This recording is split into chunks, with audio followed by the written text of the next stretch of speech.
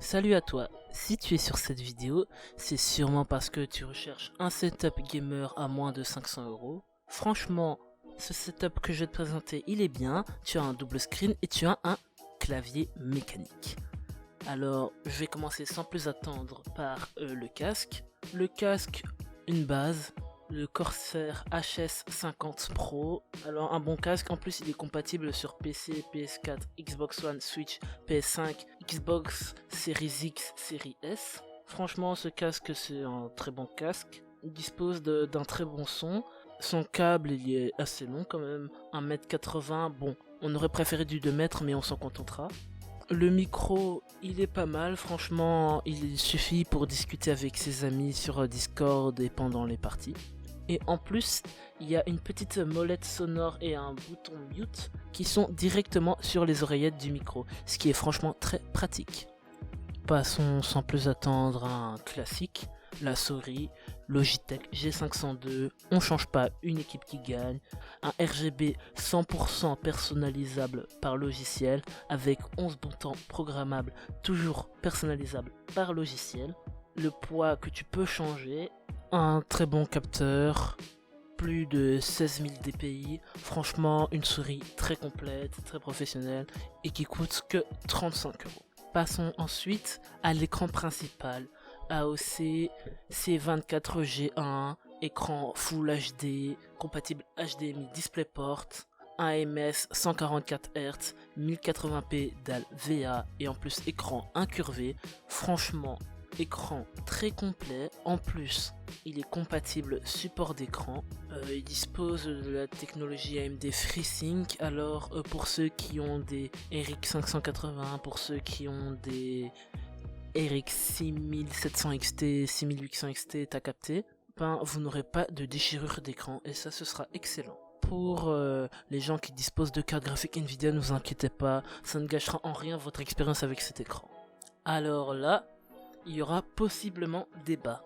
En fonction de ce que vous voulez comme écran secondaire, le prix risque de légèrement changer. Alors si comme écran secondaire vous souhaitez reprendre le même écran, ce qui sera extrêmement stylé, vous pouvez, mais ça coûtera un peu plus cher.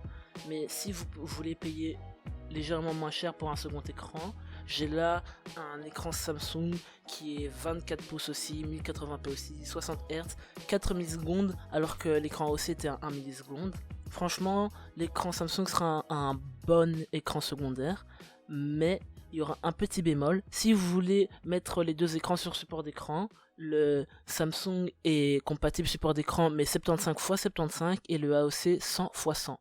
Donc il faudra prendre deux supports d'écran différents ou un qui accepte les deux différemment. Mais ça n'influera en rien la qualité de vos images. Et si vous voulez, vous n'êtes même pas obligé de mettre de support d'écran. Faisons un petit arrêt vite fait sur le tapis de souris. On change pas, une équipe qui gagne, très connue dans le milieu. Le tapis de souris est fait OK. Alors 900 x 400 x 4 mm, franchement un tapis de souris XXL qui rend très bien sur les setups, qui est très stylé. Sinon, si vous avez plus de budget, mais là vous risquez encore plus de sortir en dehors du prix, je vous conseille le tapis de chez FlowUp des French Hardware qui est vraiment grave bien. Il y a aussi un autre tapis de souris de chez OK, cette fois-ci qui coûtera un peu moins cher, c'est la version L du tapis de souris. Ce sera 800 par 300 par 4 mm et franchement, pour moi ça fait pas énormément de différence. Pour certains ce sera extrêmement dérangeant, mais moi je trouve qu'on pourra profiter amplement de ce tapis de souris là aussi et en plus on perdra 7 €, ce qui est pas mal, de passer de 20 € à 13 €. Je trouve que c'est pas mal. Et le meilleur pour la fin, le clavier de souris mécanique que vous attendez depuis le début de la vidéo. Alors c'est simple, j'ai pris un clavier pas cher, il est de très bonne qualité, des switches RAID, RGB entièrement contrôlable par logiciel, 32 touches de macro configurables par logiciel. Alors le clavier dispose d'un repose-poignet qui est magnétique, sauf que je le trouve assez dur et vu que le clavier ne dispose pas des reposes de poignet d'extrême qualité de chez Corsair par exemple, j'ai rapidement décidé de l'évincer parce que effectivement je dispose de ce clavier. Comme j'ai dit, Switch Red, il fait pas beaucoup de bruit. Franchement, ça n'a jamais dérangé mes amis pendant que je jouais.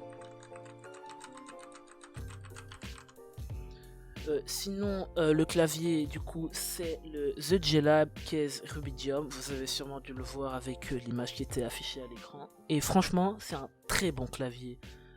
Je l'ai acheté il y a pas longtemps et franchement, j'arrête pas de jouer avec. Il est grave bien et il me déçoit pas du tout. Je n'ai même pas vraiment envie de upgrade mon clavier parce que les switch red ça me suffit amplement.